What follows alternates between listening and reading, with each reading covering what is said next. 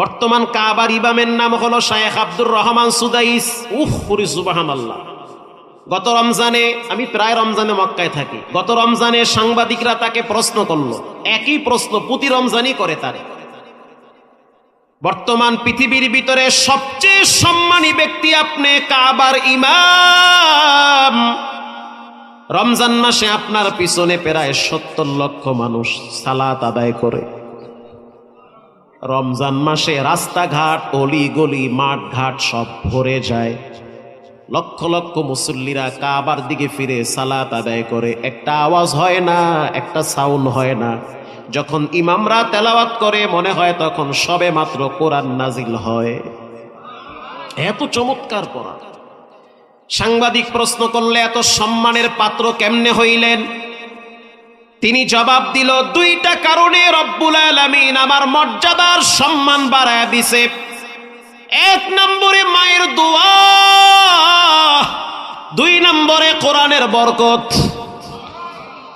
1 নম্বরে মায়ের দোয়া কেমনে? বলে আমি যখন ছোট ছিলাম, মাত্র 9 বছর বয়সে আমার বাবা আমারে মাদ্রাসায় ভর্তি করছে।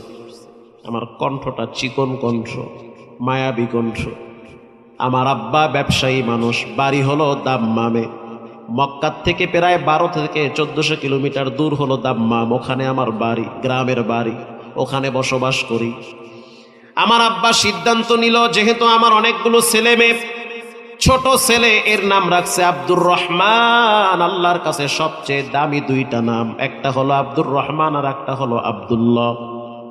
বাবাই সিদ্ধান্ত নিল সন্তানটারে মাদ্রাসায় দাও, দিয়ে দিছে মাদ্রাসায়। মাত্র কয়েক পারা মুখস্থ করছি, এর মধ্যেই সংবাদ পাইলাম আমার আব্বা অসুস্থ হয়ে গেছে। বাপ যদি অসুস্থ হয়, সন্তান যদি ছোট থাকে, তখন বেশি কষ্ট ছেলের চেয়ে বাবার লাগে।